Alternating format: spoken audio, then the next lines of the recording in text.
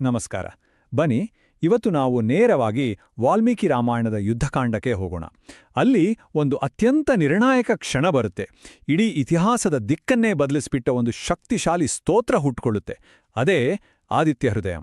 ಒಂದು ಕ್ಷಣ ಕಲ್ಪನೆ ಮಾಡ್ಕೊಳ್ಳಿ. ಲಂಕೆಯ ರಣರಂಗ. ಅದೆಷ್ಟೋ ದಿನಗಳ ಘೋರ ಯುದ್ಧ ನಡೆದಿದೆ. ಆ ಯುದ್ಧದ ನಂತರ ಸಾಕ್ಷಾತ್ ಶ್ರೀರಾಮಚಂದ್ರನೇ ದಣಿದೋಗಿದ್ದಾನೆ, ಚಿಂತೆಯಲ್ಲಿ ಮುಳುಗಿ ನಿಂತಿದ್ದಾನೆ. ಅವನ ಎದುರಿಗೆ ಅಹಂಕಾರದ ಮೂರ್ತಿಯೇ ಆದ ರಾವಣ ಮತ್ತೊಂದು ಸುತ್ತಿನ ಕದನಕ್ಕೆ ಸಜ್ಜಾಗಿ ನಿಂತಿದ್ದಾನೆ. ಏನಾಗುತ್ತೋ ಏನೋ ಅಂತ ದೇವಾನುದೇವತೆಗಳು ಕೂಡ ಉಸಿರು ಬಿಗಿಡಿದು ನೋಡುತ್ತಿದ್ದಾರೆ. ನೋಡಿ, ಇಂಥ ಒಂದು ಹತಾಶೆಯ ಕ್ಷಣದಲ್ಲಿ ಯುದ್ಧದ ಗತಿಯನ್ನೇ ಪೂರ್ತಿ ಬದಲಾಯಿಸೋಕೆ, ಜಯದ ದಾರಿಯನ್ನ ತೋರ್ಸಕ್ಕೆ ಒಂದು ದೈವಿಕ ಸ್ತೋತ್ರವೇ ಅಲ್ಲಿ ಅವತರಿಸಿ ಬರುತ್ತೆ. ಶ್ರೀರಾಮ, ಹೌದು, ಅವನು ದೇವಮಾನವನೇ. ಆದರೂ ಆ ಕ್ಷಣದಲ್ಲಿ ಅವನ ಮನಸ್ಸಿನ ಆಯಾಸ, ಸಂದೇಹಗಳು ಆವರಿಸ್ಕೊಂಡ್ಬಿಟ್ಟಿದ್ವು. ಮುಂದೆ ಏನ್ಮಾಡೋದು, ಹೇಗೆ ಅನ್ನೋ ಚಿಂತೆ ಕಾಡ್ತಾ ಇತ್ತು. ಇದರಿಂದ ನಮ್ಗೆ ಏನ್ ಗೊತ್ತಾಗುತ್ತೆ ಅಂದ್ರೆ, ಎಂಥ ಮಹಾನ್ ವ್ಯಕ್ತಿಗೆ ಆದ್ರೂ ಸರಿ, ಕಠಿಣ ಸಮಯದಲ್ಲಿ ಒಂದು ಸ್ಫೂರ್ತಿಯ ಅವಶ್ಯಕತೆ ಇದ್ದೇ ಇರುತ್ತೆ ಅಲ್ವಾ? ಸರಿಯಾಗಿ ಇದೇ ಸಮಯಕ್ಕೆ ಯುದ್ಧವನ್ನ ನೋಡೋಕೆ ಬಂದಿದ್ದ ಮಹಾನ್ ತಪಸ್ವಿ ಅಗಸ್ತ್ಯ ಮುನಿಗರು ರಾಮನ ಹತ್ರ ಬರ್ತಾರೆ. ಅವರು ರಾಮನಿಗೆ ಒಂದು ಸನಾತನವಾದ, ತುಂಬಾನೇ ರಹಸ್ಯವಾದ ಸ್ತೋತ್ರವನ್ನ ಉಪದೇಶ ಮಾಡ್ತಾರೆ. ಅದೇ ಆದಿತ್ಯ ಹೃದಯಂ. ಇದು ಸುಮ್ಮನೆ ಒಂದು ಪ್ರಾರ್ಥನೆ ಅಷ್ಟೇ ಅಲ್ಲ, ಅದೊಂದು ದಿವ್ಯಾಸ್ತ್ರದ ಹಾಗೆ. ಇಲ್ಲಿ ಒಂದು ವಿಷಯವನ್ನ ಗಮನಿಸಬೇಕು. ಅಗಸ್ತ್ಯರು ಸುಮ್ಮನೆ ಧೈರ್ಯ ಹೇಳ್ತಾ ಇಲ್ಲ, ಅವರು ಒಂದು ನಿಶ್ಚಿತವಾದ ಭರವಸೆಯನ್ನ ಕೊಡ್ತಿದ್ದಾರೆ. ನೋಡು ರಾಮ, ಈ ಸ್ತೋತ್ರ ಸಾಮಾನ್ಯವಾದದ್ದಲ್ಲ, ಇದು ಯುದ್ಧದ ರಿಸಲ್ಟನ್ನೇ ಬದಲಿಸಬಲ್ಲ ಶಕ್ತಿಯನ್ನ ಹೊಂದಿದೆ ಅಂತ ಸ್ಪಷ್ಟವಾಗಿ ಹೇಳ್ತಾರೆ. ಹಾಗಾದ್ರೆ ಈ ಸ್ತೋತ್ರದ ಫಲಗಳೇನು?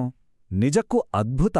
ಇದು ಬರೀ ಹೊರಗಿನ ಶತ್ರುಗಳನ್ನ ನಾಶ ಮಾಡೋದಷ್ಟೇ ಅಲ್ಲ, ನಮ್ಮ ಮನಸ್ಸಿನೊಳಗಿನ ಚಿಂತೆ, ದುಃಖ, ಪಾಪಪ್ರಜ್ಞೆ ಇದನ್ನೆಲ್ಲ ದೂರ ಮಾಡುತ್ತೆ. ಅಷ್ಟೇ ಅಲ್ಲ, ಜೊತೆಗೆ ನಿಶ್ಚಿತವಾದ ಜಯ, ದೀರ್ಘಾಯುಷ್ಯವನ್ನೂ ಕೊಡುತ್ತೆ. ಅಂದ್ರೆ ಇದೊಂದು ಕಂಪ್ಲೀಟ್ ಟ್ರಾನ್ಸ್ಫರ್ಮೇಷನ್ ತರುವಂತಹ ಸಾಧನ. ಸರಿ, ಹಾಗಾದ್ರೆ ಈ ಸ್ತೋತ್ರದ ಕೇಂದ್ರಬಿಂದು ಯಾರು? ಆದಿತ್ಯ, ಅಂದ್ರೆ ಸೂರ್ಯದೇವ. ಯಾರು ಈ ಆದಿತ್ಯ? ಆತ ಆಕಾಶದಲ್ಲಿ ಕಾಣೋ ಕೇವಲ ಒಂದು ಪ್ರಜ್ವಲಿಸೋ ಗೋಳ ಅಷ್ಟೇನಾ? ನೋಡಿ, ಇಲ್ಲೇ ಈ ಸ್ತೋತ್ರದ ನಿಜವಾದ ರಹಸ್ಯ ಅಡಗಿರೋದು. ಅಗಸ್ತ್ಯರು ವಿವರಿಸೋ ಪ್ರಕಾರ ಸೂರ್ಯ ಅಂದ್ರೆ ಕೇವಲ ಒಂದು ಭೌತಿಕ ಶಕ್ತಿಯಲ್ಲ, ಅವನು ಸರ್ವದೇವಾತ್ಮಕ. ಅಂದ್ರೇನು? ಎಲ್ಲಾ ದೇವತೆಗಳ ಸ್ವರೂಪ, ಅವರ ಆತ್ಮ ಆ ಸೂರ್ಯನಲ್ಲೇ ಅಡಗಿದೆ ಅಂತ ಅರ್ಥ. ಯೋಚನೆ ಮಾಡಿ, ತ್ರಿಮೂರ್ತಿಗಳಾದ ಬ್ರಹ್ಮ, ವಿಷ್ಣು, ಮಹೇಶ್ವರ, ಅಲ್ಲಿಂದ ಹಿಡಿದು ಇಂದ್ರ, ಕುಬೇರ, ಯಮರ್ವರೆಗೂ ಪ್ರತಿಯೊಬ್ಬ ದೇವತೆಯ ಚೈತನ್ಯ ಕೂಡ ಸೂರ್ಯನಲ್ಲೇ ಇದೆ ಅಂತ ಈ ಸ್ತೋತ್ರ ಹೇಳುತ್ತೆ. ಅಂದ್ರೆ ಈ ಜಗತ್ತಿನ ಸೃಷ್ಟಿ, ಸ್ಥಿತಿ, ಲಯಕ್ಕೆ ಕಾರಣವಾದ ಮೂಲ ಶಕ್ತಿಯೇ ಸೂರ್ಯ. ಈ ಹೆಸರುಗಳನ್ನ ಒಮ್ಮೆ ನೋಡಿ. ಪ್ರತಿಯೊಂದು ಹೆಸರಿಗೂ ಒಂದೊಂದು ಅದ್ಭುತವಾದ ಅರ್ಥ, ಒಂದೊಂದು ಶಕ್ತಿ ಇದೆ. ಉದಾಹರಣೆಗೆ ತಮೋಘ್ನ ಅಂದ್ರೆ ಅಜ್ಞಾನ ಅನ್ನೋ ಕತ್ತಲೆಯನ್ನು ದೂರ ಮಾಡೋನು. ಶತ್ರುಘ್ನ ಅಂದ್ರೆ ನಮ್ಮ ಹೊರಗಿನ ಮತ್ತು ಒಳಗಿನ ಶತ್ರುಗಳನ್ನ ನಾಶ ಮಾಡೋನು. ಮತ್ತೆ ಲೋಕಸಾಕ್ಷಿ ಅಂದ್ರೆ ಈ ಜಗತ್ತಿನ ಎಲ್ಲಾ ಕರ್ಮಗಳಿಗೂ ಸಾಕ್ಷಿಯಾಗಿ ನಿಲ್ಲೋನು. ಎಷ್ಟು ಪವರ್ಫುಲ್ ಅಲ್ವಾ? ಹಾಗಾದ್ರೆ ಇಷ್ಟೆಲ್ಲ ಅದ್ಭುತವಾದ ಜ್ಞಾನವನ್ನ ಪಡೆದ ಮೇಲೆ ರಾಮನ ರಿಯಾಕ್ಷನ್ ಹೇಗಿತ್ತು? ಈ ಮಂತ್ರ ಹೇಗೆ ಅವನಿಗೆ ಕೊನೆಗೂ ಆ ಜಯವನ್ನ ತಂದುಕೊಡ್ತು? ಬನ್ನಿ ನೋಡೋಣ. ನೋಡಿ, ರಾಮ ಅಗಸ್ತ್ಯರ ಉಪದೇಶವನ್ನ ಚಾಚೂ ತಪ್ಪದೇ ಪಾಲಿಸ್ತಾನೆ. ಮೊದಲು 3 ಬಾರಿ ಆಚಮನ ಮಾಡ್ತಾನೆ. ಅಂದ್ರೆ ತನ್ನಂತಾನು ಶುದ್ಧೀಕರಿಸ್ಕೊಂಡು, ಆಗ ತಾನೇ ಉದಯಿಸ್ತಾ ಇರೋ ಸೂರ್ಯನ ಕಡೆ ನೋಡಿ ಪೂರ್ತಿ ಕಾನ್ಸಂಟ್ರೇಷನಿಂದ ಈ ಸ್ತೋತ್ರವನ್ನ ಜಪಿಸೋಕ್ ಶುರು ಮಾಡ್ತಾನೆ. ಇಲ್ಲಿ ಈ 3 ಅನ್ನೋ ಸಂಖ್ಯೆ ತುಂಬಾನೇ ಮುಖ್ಯ. ಯಾಕಂದ್ರೆ ಅಗಸ್ತ್ಯರು ಹೇಳಿದ ಹಾಗೆ ರಾಮ ಈ ಸ್ತೋತ್ರವನ್ನ ಸರಿಯಾಗಿ 3 ಬಾರಿ ಜಪಿಸ್ತಾನೆ. ಈ ತ್ರಿಗುಣಿತಂ ಜಪ ಇದೆಯಲ್ಲ, ಇದು ಸಂಕಲ್ಪದ ದೃಢತೆ ಮತ್ತೆ ಶ್ರದ್ಧೆಯ ಆಳವನ್ನ ತೋರಿಸುತ್ತೆ. ಮತ್ತು ಇದರ ರಿಸಲ್ಟ್ ತಕ್ಷಣವೇ ಕಾಣಿಸುತ್ತೆ. ರಾಮನ ಮನಸ್ಸಲ್ಲಿದ್ದ ಎಲ್ಲ ದುಃಖ, ಚಿಂತೆ, ಆಯಾಸ ಎಲ್ಲವೂ ಮಾಯವಾಗಿ ಹೋಗುತ್ತೆ. ಅವನಲ್ಲಿ ಒಂದು ಹೊಸ ಹುರುಪು, ಒಂದು ಅಪಾರವಾದ ಶಕ್ತಿ ಮತ್ತೆ ಸಂತೋಷ ತುಂಬಿಕೊಳ್ಳುತ್ತೆ. ಈಗ ಅವನು ಯುದ್ಧಕ್ಕೆ 100% ಸಿದ್ಧ. ಇದು ಬರೀ ಒಂದು ಮೆಂಟಲ್ ಚೇಂಜ್ ಆಗಿರಲಿಲ್ಲ. ಸಾಕ್ಷಾತ್ ಸೂರ್ಯದೇವನೇ ಪ್ರಸನ್ನನಾಗಿ ದೇವತೆಗಳ ಮಧ್ಯದಿಂದ ರಾಮನನ್ನ ನೋಡಿ, ರಾಮ, ಇನ್ನೂ ತಡ ಮಾಡಬೇಡ, ಹೋಗು, ರಾವಣನನ್ನ ಸಂಹಾರ ಮಾಡುವಂತ ಆಶೀರ್ವಾದ ಮಾಡುತ್ತಾನೆ. ಇದೊಂದು ರೀತಿ ಡಿವೈನ್ ಅಪ್ರೂವಲ್ ಸಿಕ್ಕಾಗೆ. ಸರಿ, ಇದೆಲ್ಲ ಆಯ್ತು. ಇದು ತ್ರೇತಾಯುಗದ ಕಥೆ ಅಲ್ವಾ? 1000 ವರ್ಷಗಳ ಹಿಂದಿನ ಈ ಸ್ತೋತ್ರ ಇವತ್ತು ನಮ್ಮ ಲೈಫ್ಗೆ ಹೇಗೆ ಸಂಬಂಧಪಟ್ಟಿದ್ದು?